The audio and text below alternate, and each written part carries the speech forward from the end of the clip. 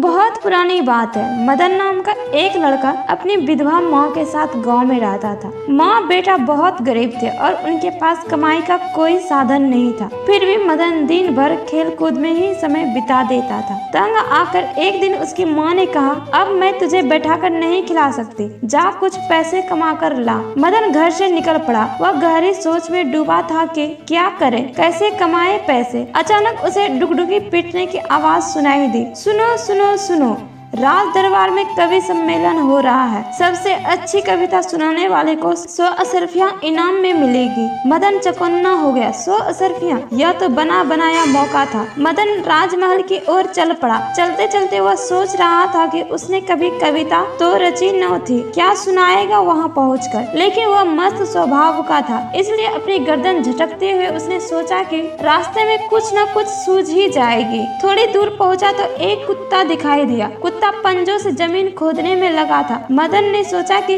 क्यों न अभी अपनी कविता शुरू की जाए। बोला, खुदुर खुदुर का खोदत है। यह पंक्ति उसे इतनी पसंद आई कि उसे दोहराते हुए चलता गया। वह एक तालाब के पास पहुंचा। वहां एक भैंस पानी पी रही थी। मदन बोल पड़ा, सुरूर सुरूर का पीवत है। मुस्कुराते हुए वह आगे बढ़ा। इतने में एक पेड़ की डाल पर चिड़िया बैठी दिखाई पड़ी। वह पत्तियों के बीच से सिर निकालकर इधर उधर झांक रही थी। देखते ही मदन के मुंह से निकल पड़ा, ताक झांक का खोजत है। तीनों पंक्तियों को रटते हुए वह चलता गया। रटते रटते उसे अपने आप एक और पंक्ति सूझ गई, हम जानत का ढूंढत है। अब तो सचमुच उसके मन में लड्डू फूटने लगे। कितने आराम से वह कविता रचता चला जा रहा था। तभी सर की आवाज सुनाई पड़ी। मदन ने चौंक कर देखा कि एक सांप रेंगता जा रहा था। तुरंत ही उसने आगे की पंक्तियां भी तैयार कर ली। सरक सरक कहाँ भागत है, जानत हो हम देखत हैं, हमसे न बच सकत हैं। अब सिर्फ एक पंक्ति बाकी रह गई थी, पर मदन निश्चित था कि वह पंक्ति भी चलते चलते सूझ जाएगी। राजधानी पहुंचा तो राजमहल का रास्ता ढूंढने की समस्या खड़ी हुई। पास में एक खड़े आदमी से मदन ने पूछा, भैया आपको राजमहल का रास्ता मालूम है? क्यों नहीं क्यों नहीं,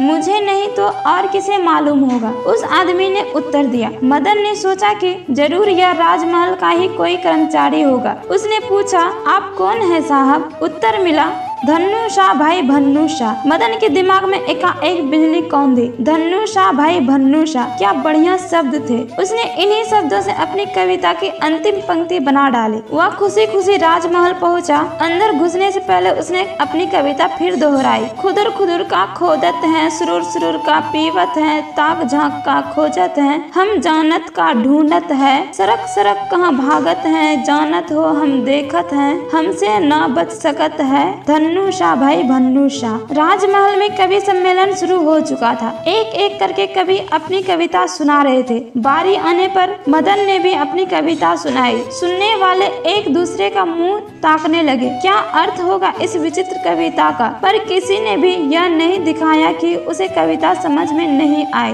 राजा के सामने वे मूर्ख नहीं दिखना चाहते थे। उस रात राजा साहब की भी नींद गायब हो गई। मदन की कविता उनको सता रही थी। छज्जे पर खड़े होकर वे कविता दोहराने लगे। सोचा कि शायद इसी तरह इस पहेली को बूझ पाए। संयोग से उसी समय कुछ चोर राजा के खजाने में सेंध लगा रहे थे। उनमें से एक चोर वही धन्नू शाह था जिसने आज दिन में मदन को राजमहल का रास्ता बताया था। ऊंची आवाज में राजा साहब बोलते जा रहे थे, खुदुर खुदुर का खोदत है। चोरों ने सुना तो चौंक कर रुक गए। क्या किसी ने देख लिया था उन्हें? डर के मारे चोरों का गला सूखने लगा। अपने साथ जमीन को मुलायम करने के लिए पानी लाए थे। धन्नू शाह ने उठकर एक आध घूंट निगला। तभी राजा साहब बोले, सुरूर सुरूर का पीवत है। चोरों को काटो तो खून नहीं। सहमकर इधर उधर झांकने लगे कि कोई पकड़ने तो नहीं आ रहा है। राजा ने फिर कहा, ताक झांक का खोजत है, हम जानत का ढूंढत है। यह सुनकर चोरों ने सोचा कि किसी तरह जान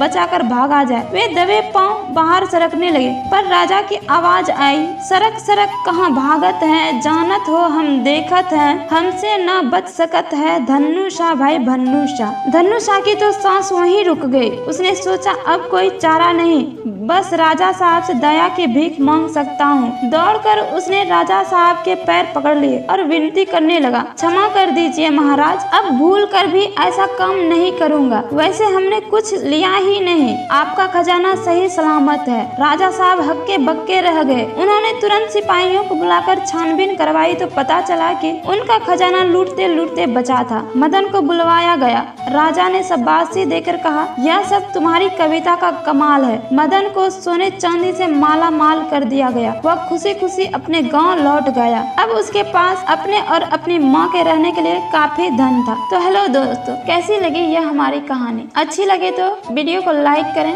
और अपने दोस्तों के साथ शेयर जरूर करें। धन्यवाद।